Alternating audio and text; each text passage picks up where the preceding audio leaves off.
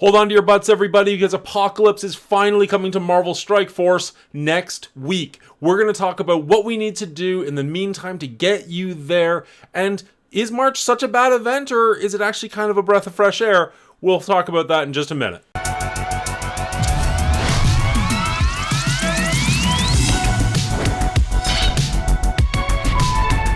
Alright, as you can see, Apocalypse is as close as he's ever been. This saga comes out next Friday, this week, 1 week away. We're going to have Apocalypse in the game finally. After fighting and struggling for so long, he's almost here. We can almost taste him. He's just around the corner.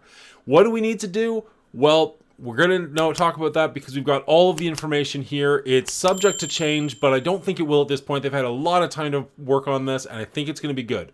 The rest of the information in this weekly blog, really all over the place. We'll get there, but for the Apocalypse saga, let's take a look at what we need to know.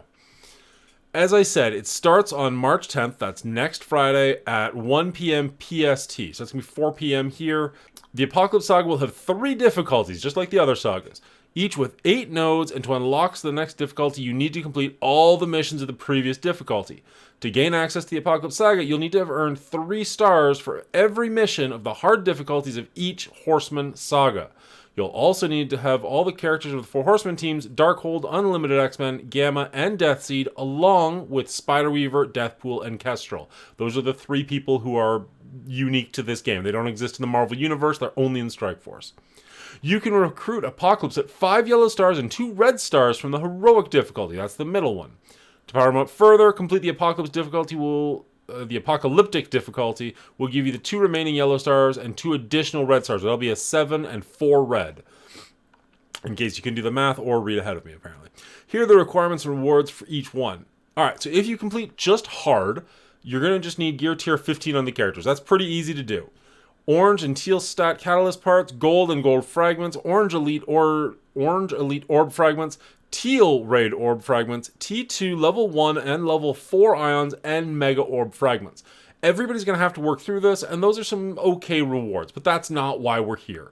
Heroic is where things get interesting, or at least start to. Requirements: all characters at gear tier 16. I've got that. And T2 level 4 ISOs. I don't have that. For some reason, I thought it was level 3 ISOs, and I am unprepared. I don't spend money on this game, or I don't spend very much money on this game, so I might not get Apocalypse Day 1, and that makes me super sad, because I've been fighting hard for this character. We'll see. Will this be enough to crack my wallet open? I don't know, but we'll see. Rewards: Apocalypse character shards for 5 yellow, 2 red star, orange ability, training orbs, armory 17 orb fragments, teal stat orbs, T2 level 5 ions, and more. I feel like this is where a lot of people are going to be, because gear tier 17 is tough if you are not been playing this game for a very long time or spending money on it. But if you can do the apocalyptic level requirements, all characters at gear tier 17, T2, level 5, ISO 8. I have no idea when I'm going to get there. I don't know if I'm going to get there, to be perfectly honest. I might not get a level 7 Apocalypse until he's probably too old to really matter. I still don't have Dormammu. I mean, I'm close, but I don't have him yet. So that's kind of frustrating, but I'm really disappointed. I thought I was set to go for the heroic. I thought I was all ready to go, and to find out that I'm not, I'm running a little bit behind, hurts, but so be it. I mean, I'm still looking forward to seeing him in the game, and he's a very, very cool villain, and I'm excited for him, but I really wish I thought I was ready for him. Oh, sorry. You also have to prepare now by powering up the required characters and achieving 3 stars in the necessary Horseman sagas. So if you want to do hard, you'll have to get 3 stars in all the hards. Heroics, you have to get 3 stars in all the heroics. Apocalyptic, 3 stars in all the... I don't think it's called apocalyptic, whatever the 3rd difficulty is. Apocalypse will be a force to be reckoned with, and you can bet the competition will be recruiting him as soon as possible. That's true. A lot of people are going to get this guy day 1. And if you're a higher level player, it will be a little bit tough to play the game without him.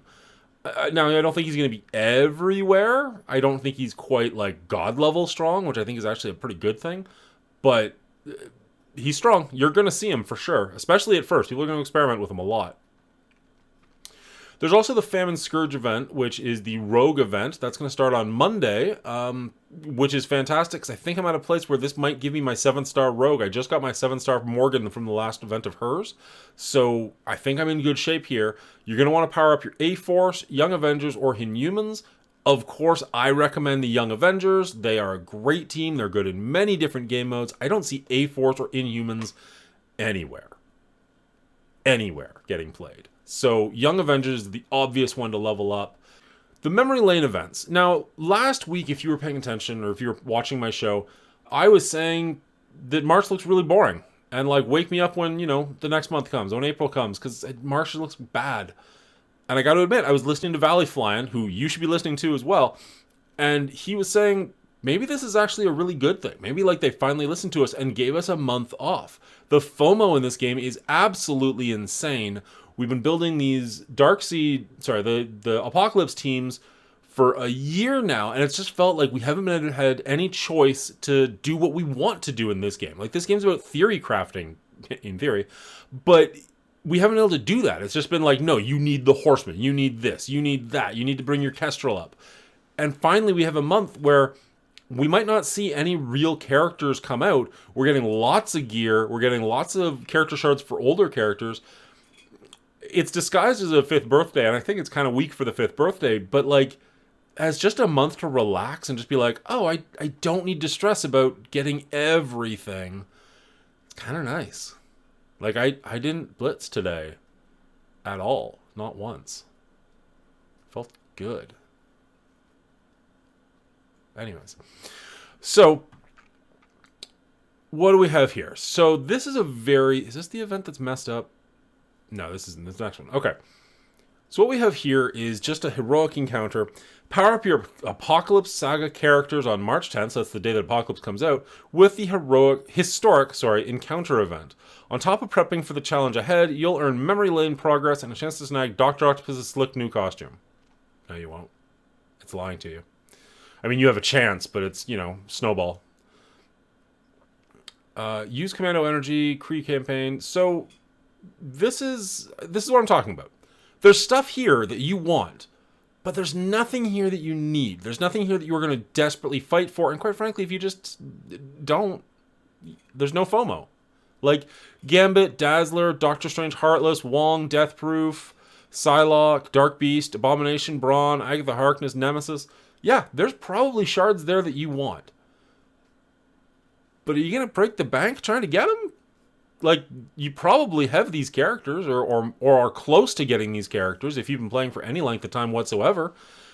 I think it's kind of nice. And these Eagle emblems, again, like, they get you nice gear rewards. There's definitely, like, teal rewards, augmented rewards, gold orbs, T2 level 5 ions. Like, there's good stuff here. Don't get me wrong. There is good stuff to be working towards. But it's not like normal where it's like, oh, you have to get Kang or else you're going to be behind. You have to unlock Titania. You have to unlock Gambit. It's like, no, there's just extra stuff. If you want to play it, go for it. If you don't, you're not really missing anything. I kind of like that. You're going to get historic orbs from certain nodes in the campaign. I don't know which ones. I don't know exactly how many you're going to get, but you're going to get 1 point for each of those, and you can get as many of those as you want. You can also spend Kree Commando energy in that, like, those campaigns, like Psylocke is on right now, so you can check that out if you don't know what I'm talking about. They're not hard to do. They're actually very, very simple to do. Each one you get is going to be worth 10 points in this, so the 44,000 limit is actually 4,400, which is not that hard to get, and it'll bring you most of the way up to the helicarrier, the war helicarrier. Again, but, like, do you care? Like, it's... I don't know. I can't get excited about it, but at the same time, I'm kind of excited that I'm not excited about it, if that makes any sense at all. I have no idea if I'm just rambling, but it's kind of nice to have a break. I don't want it to be a permanent break. I want to get back to the game and have a good time. But there's a lot of characters for the last couple of months that I've been ignoring. And if I can unlock Apocalypse and just be like, oh, I've got a couple of weeks to just work on Kingpin, who I've just been sitting there doing nothing with, like, okay, why not? Like, my Kang's pretty leveled up, but the rest of the Masters of Evil aren't. Sure, let's spend some time on them. I don't know if it's a weird change in my tune from last week, but I'm kind of okay with it, or coming to grips with it. This is what I'm talking about. Sure, you can earn Dr. Octopus if you're in the top 500 players. Good luck. It also says top 250 players, but this clearly says 250 to 500 will get it. One of many things in this blog post that don't make sense to me. Cold storage. This one's baffling to me. I don't even know what to say about this one. Cold storage. Team up with your alliance on March 6th. Maybe I'm just tired. I don't know. Team up with your alliance on March 6th at 1 p.m. to power up Cosmic Crucible teams and earn memory lane progress with the upcoming cold storage event. Pile up points toward this 4-day milestone by earning Cosmic Crucible events, battling Cosmic Crucible with Moonstone, and spending power cores. We don't even have Moonstone yet, and they want us to have a 7-star for this event. So, go whales. So, we have a team up with your alliance for 4 days. We check it out, and it is a solo event for 5 days. What? I know the blog post always says subject to change, but just... you need an editor, guys. Like, you need to proofread this or explain it better, because I don't understand what's going on here. So, what you're going to be doing is earning 1 point for a Cosmic Crucible credit, which goes way too high. Although, if you did 50,000 times 3, yeah, maybe not. No, it's 100. Yeah, okay, so maybe not as high as I thought. No, that's in the millions. Never mind, that's way too high. So maybe that's what you can do with your squad? Like, maybe that's alliance-wide? Solo? I don't know. I don't understand it. Use Moonstone in Crucible. Not currently. Use her at 5 stars, 6 stars, and 7 stars. That's laughable. Spend power cores. Okay, so you can spend power cores, and each one counts as 4. Usually they count as 5, so that's actually less than normal. And I love that they don't even try and hide that you can spend money on this event. Just purchase event points. 1 point. Just because they're not even hiding that they just want your money at this point. It's a little bit baffling. I don't know what to say about this event. There's good characters in here. Like, you can get Absorbing Man, Titania. You can even get a Kang if you can make it all the way down here. I don't know how to tell you to do that because I don't understand what this event is. But you know what? It's not blitzing, so I'll take it. You can also get Spider-Man Noir, $20.99, and if you need her, Spider Weaver, but most of us probably don't because they screwed up. And then just like augmented gear and normal, just good stuff. But maybe this event will make a lot more sense once it starts. Maybe they'll do an update because it's nonsensical to me. Charging station. Earn power cores. I don't know what to tell you about this. I have no idea how many power cores you're going to earn. I have no idea if there's new ways to get power cores. Is this just a way to buy 3,000 power cores so that you can get all these emblems? If so, do you even care? Like, it's cool that... You know, I don't even know when this date... I have to assume this takes place during the same time as the previous one. So you can earn power cores to get Eagle emblems and then spend those power cores to get Eagle emblems, I guess. I don't know. I'm excited for Apocalypse, but the rest of this mailbag is just weird. Meet Me in Valhalla is going to be the quick rumble event for Hero Asgardians only. Have 5-star ones to do better. Again, there's nothing new or exciting here. It's 100,000 points as it always is. This shouldn't take you very long. All of the Hero Asgardians are very farmable at this point. Commander's Cache. Crack open resource stockpile on March 8th, that's Wednesday, with the Commander's Cache event. Commander's Cache will reward resources and shards to power up Hero Asgardians for the Red Hulk Scourge event. So maybe we're getting the Red Hulk Scourge back in the very near future. That'd be alright with me. Earn points toward this 7-day milestone by spending gold and power cores and then claim these rewards. Alright, so let's take a look at these. So we got some shards for the Hero Asgardians. That's fine. I mean, again, they're very farmable, but so be it. Spending gold will get you 1 point per gold spent. So there's 80 million here, so you could just spend 80 million gold if you've got that laying around. Lucky. You can also spend power cores. Holy crap. Is that 2,000 points per power core?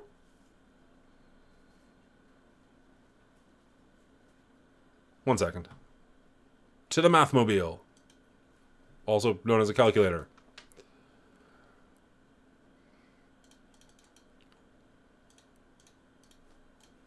Huh.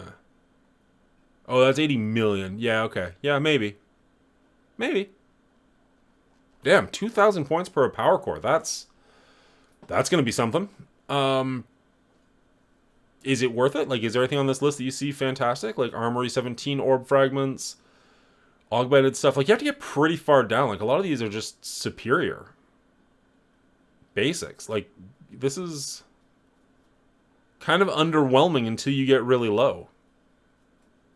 5 red star Mighty Thor. That's not bad.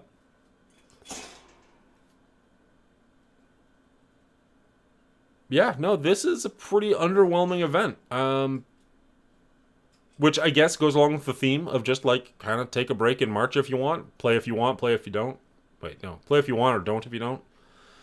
So be it. You can get a 7 red Archangel if you are in the top 100, nope, 50 players, or a 6 red if you're in the top 100. That's really cool. Congratulations to those people. I will meet you somewhere around here with my Elite 4 credits.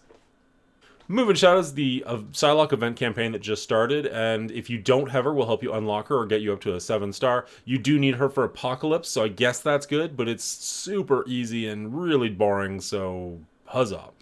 Back to Tiny World, celebrate 5 years of Marvel Strike Force on March 5th with the Ant-Man and Wasp team back to Tiny World. This time around, we've added 2 additional missions to the adventure. Continue the journey with Ant-Man and Wasp as they attempt to rescue abducted scientists on a corrupted Earth in the micro dimension.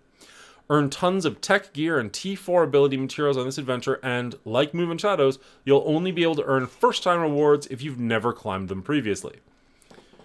It's cool that they're bringing all these back, because, again, I never played when these things were around, but also, like, maybe make them a little more difficult and give us better rewards for it?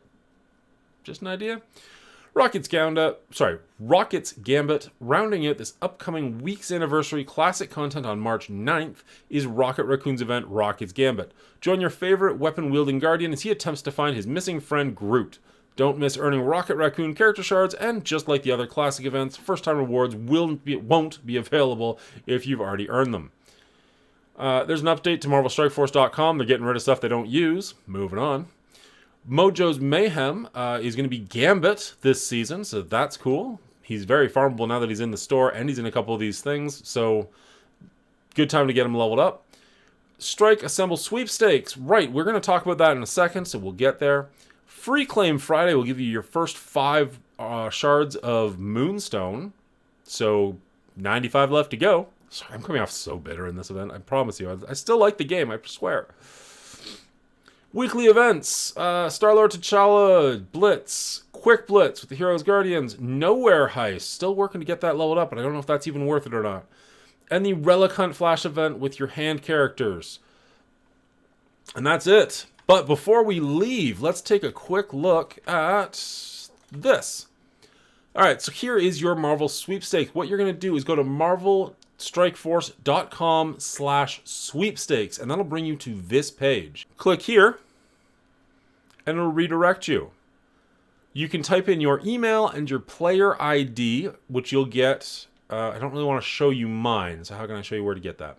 Okay, so if you go to your player profile, you can see your name, Monguli, and I've blacked it out, but right here is your PID number. Just type that in, you're good to go.